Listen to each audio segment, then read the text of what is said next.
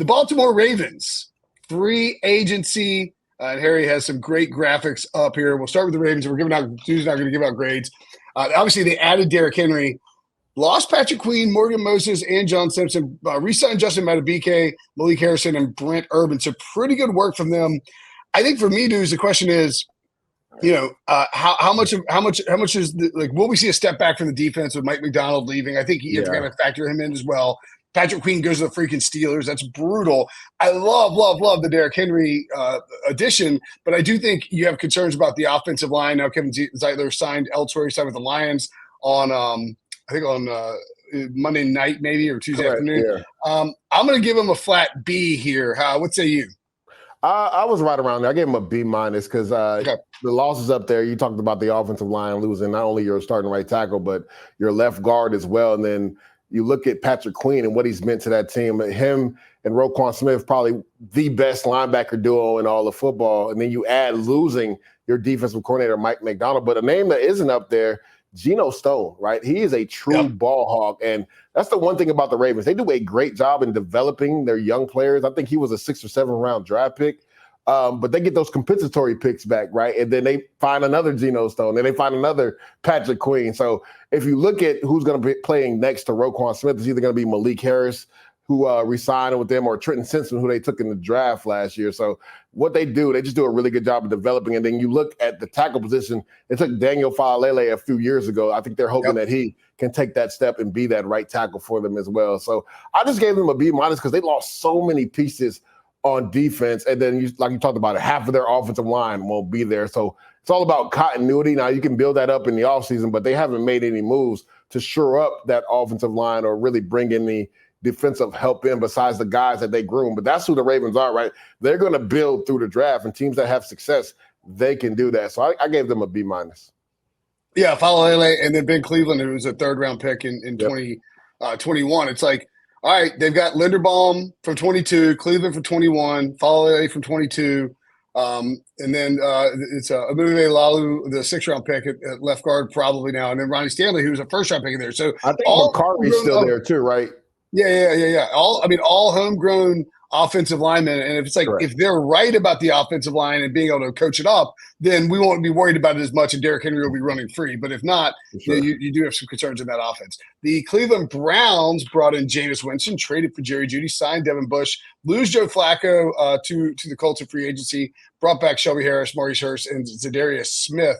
I like the Jerry Jeudy move. You get the Alabama guys. Like ultimately, the Browns. I think one of the more underrated losses too for Cleveland here, Bill Callahan, the offensive line coach, who goes to Tennessee with his son. I mean, like he's the best offensive line coach in football. So I'm going to sort of include that and give the Browns a C+. I'm not blown away by what Cleveland did. I don't think it's like a terrible free agency period, but I mean, they're everything. Look, you give them an A+, give them a C+, give them a D-, give it whatever you want. It's all going to come down to can Deshaun Watson, play well in this Kevin Stefanski offense next year, or will he be healthy? And I think if not, it's going to be tough to pull that tightrope act that they pulled last year, winning a bunch of games with backup quarterbacks. Yeah, Brent, that's literally what I have in my notes right here, right? It all comes down to what Deshaun Watson can do. I gave them a B+. I thought the Jerry Jeudy trade, getting him for 2 late-round draft picks, a guy that has a ton of potential that went in the 1st round. You're hoping now with Kevin Stefanski and getting a fresh start, we can finally realize that potential with the Cleveland Browns. And then a name that's not up there as well, Jordan Hicks, I thought was an underrated signing at linebacker. They did lose Anthony Walker, but Jordan Hicks has played, at a high level. And they're getting Zadarius Smith back, a very versatile guy that can play inside and outside. That was a big get back for the Cleveland Browns. I gave them a B+. All right, that works. We'll move to Pittsburgh, where the Steelers, I mean, this is if nothing else, it's at least spicy, right? I mean, they go and sign definitely that. Yeah, they signed Patrick Queen, who is a former high pick of your arch rival in the Ravens. You lose Devin Bush, the former 1st-round pick you traded up for. He signs with the Browns. Kenny Pickett is PO'd because Russell Wilson, because you signed Russell Wilson for the vet minimum, and so he's traded to Philadelphia. You trade Deontay Johnson for Dante Jackson, even though the Panthers are going to cut him. Maybe you're going to cut. I mean, like that's a hard one to figure out. And then on Saturday night they go and trade for Justin Fields. for a 6th-round pick. Look, this is a wholesale overhaul, particularly in the quarterback room, where you spent a 1st-round pick on Kenny Pickett, but now you have some interesting upside with Russell Wilson or bounce back upside with Russell Wilson, and then Justin Fields. Like, I like getting Fields for a 6th-round pick enough, and I like spiting your rival enough that I'll give him a B+ here. Yeah, so I went right around there. I gave them a B. When you look at them, we'll get to the quarterback room in a little bit because that's a discussion on its own. But getting Patrick Queen, right, taking away a strength from the Ravens and getting stronger on your side of the defense makes a lot of sense for the Pittsburgh Steelers. Also, like what they did, if I'm not mistaken, I think they signed Deshaun Elliott at safety too. Yep. Adding him with Minkah Fitzpatrick makes a nice tandem at the safety position. Deontay Johnson, we know there was a lot of ups and downs there, but getting Dante Jackson in return for that it's trade hard to do the two. It's like don't trade a Dante Jackson for Deontay Johnson. That's not fair. That's unfair alliteration. Come on. I mean that was big because that was a weakness for them, opposite of Joey Porter Jr. Now again, they still might attack the corner position in the draft, but now you got Dante Jackson who can play in the inside and the outside. So now even if you do draft the guy, you can slide Dante Jackson inside at the slot position where he's very comfortable as well. So I gave them a B, and then when you add bringing in, I was just saying, Dudes. I'm curious what you think. Because I mean, like you add him, and it's a great. You add Justin Fields, Russell Wilson. When do you think? And the answer could be never. When do you think there will be a quarterback competition here? The Steelers came out and said Russ is the starter. Dude, an Arthur Smith offense is going to be pound the rock. It fits everything Justin Fields does well. There is a competition. I think this was more so. Let's not forget. Let's go back. Kenny Pickett last year. There's a unwritten rule, and I think it's the dumbest rule ever, that you can't lose your job to injury, right? Right. But that's the case. We never have the greatest player of all time in Tom Brady. Right. So that's a ridiculous rule that I've ever heard. Like, you absolutely can lose your job to injury, right? Your best ability is availability, and you got to be on the field. So supposedly there were rumors that Kenny Pickett was upset once he was healthy enough that he wasn't put back in the starting lineup. Not only did Mitchell Trubisky take snaps, but Mason Rudolph led this team to the playoffs. So there was no way they were going back to Kenny Pickett. And then they brought up the idea of bringing in Russell Wilson, and supposedly he wasn't receptive to it, which baffles me because This is the NFL. You got to compete to play and compete to stay. Like, I don't know what this attitude is of these kids, like, feeling a certain way. Like, you're getting paid for this job. Like, the NFL don't owe you anything, right? Go out there and compete. Even if they say Russ is going to start off as a starter, well, you go prove the Steelers right for taking you in the 1st round. I could not understand that. I think this is a message just to test Justin Fields' psyche, kind of like they did with Kenny Pickett, right? They're always evaluating you, Brenton. There's always times where coaches put out little messages just to get it back to the team. I think this was a message to Justin Fields to push him, to see what type of mental toughness he has, because there's no way you can tell me you're the Pittsburgh Steelers and you're comfortable going out there with Russell Wilson as a starter from day one.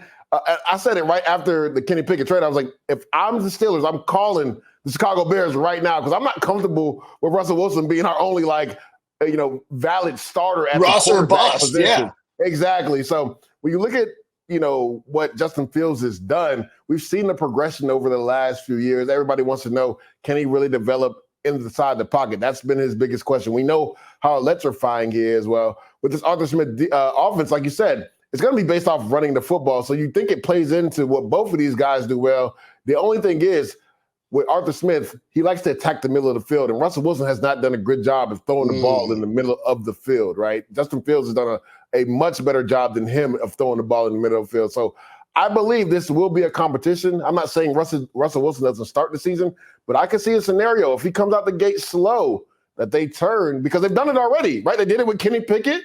They did it with Mr. Trubisky. Like, they will turn to the next guy. I thought this was a home run trade, getting Justin Fields and Russell Wilson in there for less than $5 million, Brinson. Yeah.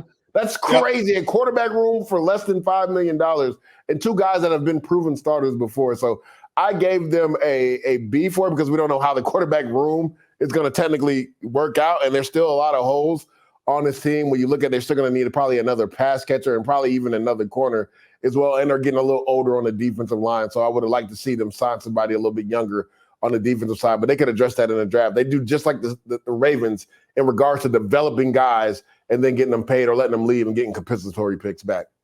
Yeah, and I mean, look, like Russell Wilson, they probably said it a little bit for Russ's psyche because he thinks he's the starter. Let's not forget 2012, Russell Wilson, third round pick, takes Matt Flynn's job, and you point Matt out the Flynn got cash paid here. that year. Yeah, Matt Flynn. Yeah, you point out the cash here, man. Like what you're paying Russell Wilson and what you're paying Justin Fields. It's like 1.6 million for Russ and 3.2, I think, for Justin Fields. If one of them's not working out or one of them's being a pain, you can just cut him.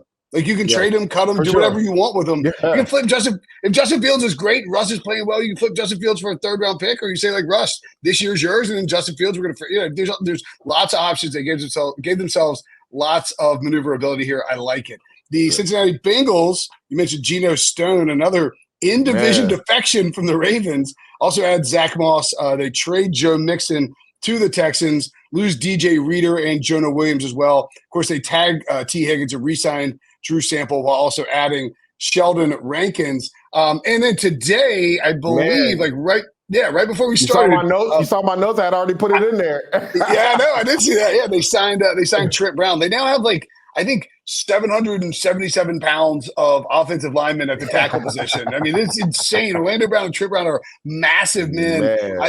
And look, I think you give the Bengals an A for this offseason. I don't love the T. Higgins franchise tag and then the lack of a contract, and it worries me he might walk. But, Geno Stone, a great addition. I think flipping Zach Moss and Joe Mixon is a win for them. The DJ Reader thing stings, but Sheldon Rankins is a sneaky good veteran. He's a good player. Yeah, and you Trent Brown, Jonah Williams, 6 or half dozen. I think Brown, if he plays to his upside, is even better. Man, I literally put this down. You saw it, Brent. I said B+, but if they sign Trent Williams, Trent Brown, it goes to an A. And that's exactly what happened today, right before we got on air. So when you look at this Bengals team, I was worried that maybe they had already missed their mark, right? Because once you pay the quarterback, it's kind of hard to split that money up. And we know Jamar Chase is going to get a deal. You talked about T. Higgins, but now with that $30 million that's allotted for each team, we can see a real scenario where T. Higgins stays on this team, and this is like an all-in year for the Cincinnati Bengals. You talk about having 2 number 1 receivers, right?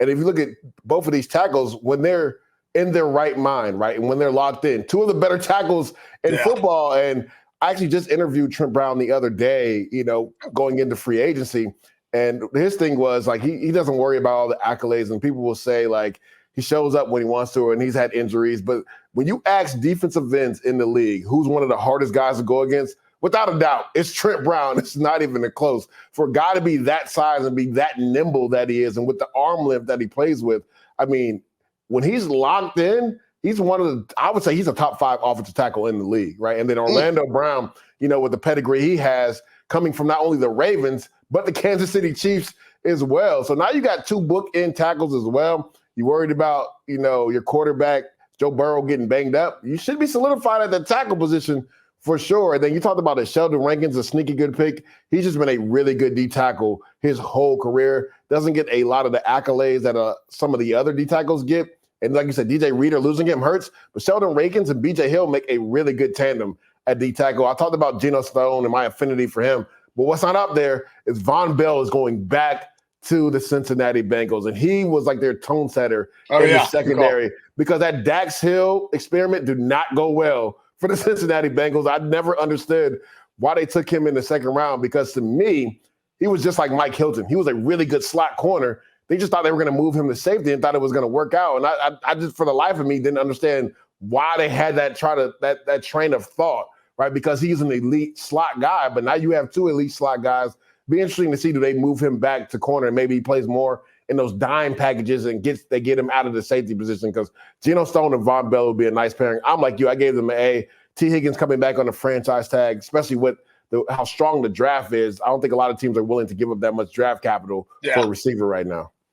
Yeah, and I think the Geno Stone, you're sort of Geno Stone and the Von Bell thing, you're sort of making up for the mistake of letting Jesse Bates walk, which I certainly think they regretted.